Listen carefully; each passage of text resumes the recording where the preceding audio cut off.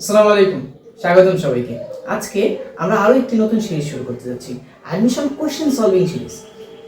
আমরা সর্বপ্রথম শুরু করব বুয়েট কোশ্চেন সলভিং দিয়ে।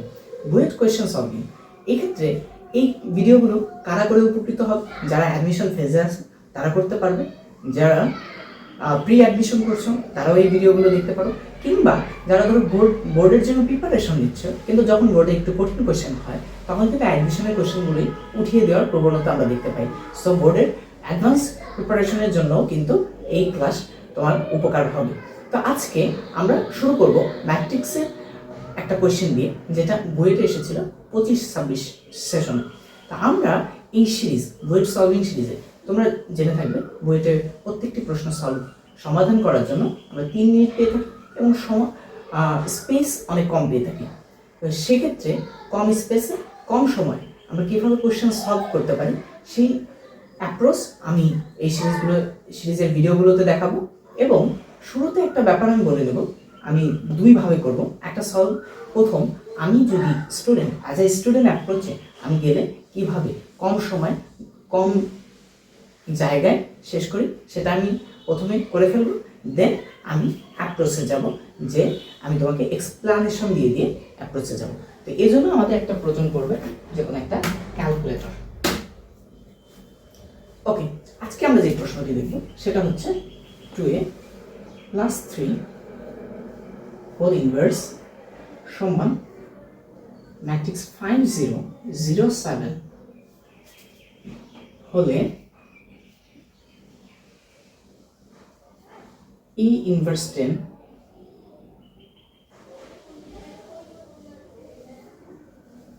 এর মান কত?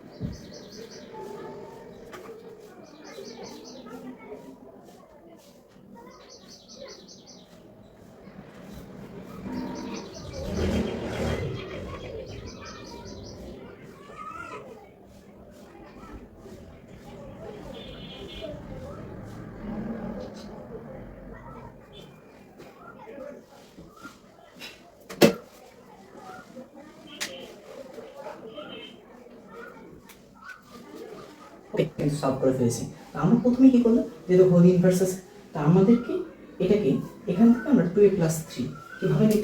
আমরা জানি এ ইনভার্স আমরা কি পাই, এই ম্যাট্রিক্সের বিপরীত ম্যাট্রিক্স হচ্ছে ইনভার্স ম্যাট্রিক্স। ইনভার্স ম্যাট্রিক্স হচ্ছে এ ইনভার্স। এখন আমরা যদি ডাবল ইনভার্স করি তাহলে কিন্তু পূর্বের ম্যাট্রিক্স ফেরত পাই। এই ধর্মটা আমাদের মনে থাকার কথা। মানে যেহেতু এটা ইনভার্স আকারে আছে, এটাকে যদি আমরা উভয় পক্ষে ইনভার্স করে দিই তাহলে কিন্তু আমরা এই ম্যাট্রিক্সটা পাবো এবং এটাকে ইনভার্স হয়ে যাবে, এবং এটাকে ইনভার্স করলে আমরা এই ম্যাট্রিক্সটা পাই। এটার একটা কারণ হচ্ছে, যদি একটা কর্ণ ম্যাট্রিক্স হয় A0 0 এবং B, তাহলে আমরা জানি তাকে ইনভার্স করলে আমরা পাবো হচ্ছে 1/A 0 0 1/B। এটা কিন্তু কর্ণ ম্যাট্রিক্সের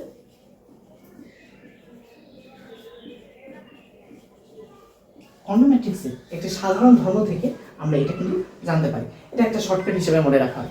যদি কেউ চাও যেটা আমি মনে রাখবো না, যেটা আমি ক্যালকুলেটর ইউজ করবো, ইয়েস, ইঞ্জিনিয়ারিং অ্যাপ্লিকেশন টেস্টে আমাদের ক্যালকুলেটর অ্যালাউড আছে, সেক্ষেত্রে আমরা এটা করতে পারি। কিন্তু যেসব ইউনিভার্সিটিতে ধরো ক্যালকুলেটর অ্যালাউড নাই, যেমন ঢাকা ইউনিভার্সিটি, সেসব ক্ষেত্রে কিন্তু তোমাকে এই শর্টকাটটা জানলে অনেক সুবিধা হবে। নাহলে তুমি ম্যানুয়ালিও করতে পারবা, কোনো সমস্যা নেই। আমরা যদিও জানি 2x2 ম্যাট্রিক্সের একটা শর্টকাট আছে, তো সেই প্রসেসও তুমি করতে পারো, বাট আই থিঙ্ক এটা মনে রাখাটা অনেক বেশি ইজি।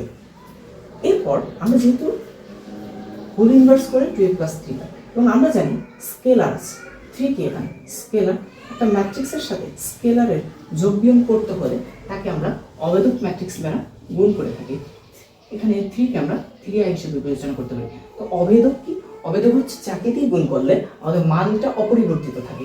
আমরা মনে আছে যে গুণের ক্ষেত্রে অবেদক ছিল 1, কারণ ধরো 5কে আমরা 1 দিয়ে গুণ করলে আমি 5ই ফেরত পাই, 7কে 1 দিয়ে গুণ করলে আমি 7ই ফেরত পাই। তো গুণের ক্ষেত্রে অবেদক ছিল 1, যোগের ক্ষেত্রে সেই অবেদকটি হচ্ছে 0। এটা গুণের ক্ষেত্রে, এটা যোগের ক্ষেত্রে অবেদক। যেমন ম্যাট্রিক্সের ক্ষেত্রে অবেদক ম্যাট্রিক্স আই দিয়ে কোনো একটি স্কেলারকে গুণ দিলে স্কেলারের মান অপরিবর্তিত থাকে। আসলে এত ডিটেলস আমি আলোচনা করতে চাচ্ছিলাম না, যদিও কনটেক্সটে চলে আসছে, তো ডিটেল ভিডিও আমরা ভবিষ্যতে দেবো ইনশাআল্লাহ। তো সেক্ষেত্রে স্কেলারকে আমরা আই দ্বারা গুণ করে নিতে পারি, এবং সেটা হয়ে যায় 3i। এখানে যেহেতু আমরা 2/2 নিয়ে কাজ করছি, তাহলে আমাদের আই নিতে হবে 2/2 আকারে, এবং i2 আমরা জানি এটা হবে হলো 1 0 0 1। এটাকে আমরা যদি অবেদক 3 দ্বারা গুণ করি, তাহলে আমরা কিন্তু 3 0 0 3 এটা পেয়ে থাকি। তো সেটা এই পাশে যেহেতু যোগ অবস্থায় ছিল, ওই পাশে গেলে এটি বিয়োগ হয়ে যাবে। তো আমরা এটা বিয়োগ করার পর যেহেতু 2a, এটার মান হচ্ছে 2a, এবং আমরা লাইন স্কিপ করেছি, 2 এর সমান এত বিয়োগ এত, এটা ক্যালকুলেটর দিয়ে ইজিলি করতে পারবে। এবং যে মান আসবে তাকে আমরা 2 দিয়ে ভাগ করলে আমরা আমাদের কাঙ্ক্ষিত ম্যাট্রিক্স এর মান পেয়ে যাব, এবং এই মান পেয়ে গেলে আমরা ডিরেক্ট এটাকে ইনভার্স করতে পারি। এখনও কিন্তু সেম কথা, আমি চাইলে এই শর্টকাটটা দিয়ে এটা ইউজ করতে পারি,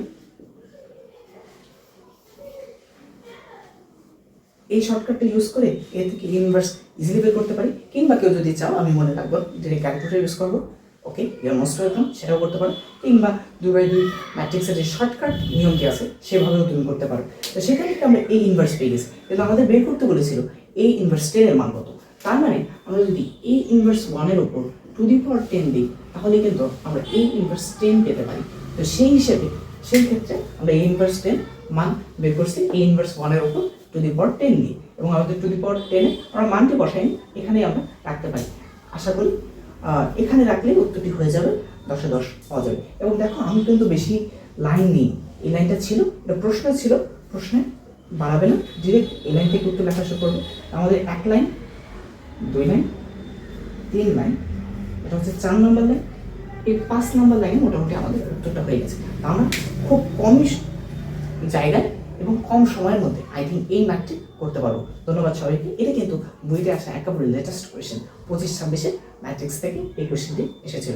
আশা করি এই ম্যাথটি এখন আমাদের কাছে খুবই খুবই খুবই সহজ হয়ে গেছে। এবং এখানে দেখতে পাচ্ছ 2টা নিয়ম কিন্তু খুব বেশি প্রয়োজন হয়েছে। একটা হচ্ছে এই ইনভার্সকে এ একটা ম্যাট্রিক্স হলে তাকে যদি আমরা 2বার ইনভার্স করি, তাহলে আমরা ওই পূর্বের ম্যাট্রিক্সটি ফেরত পাবো।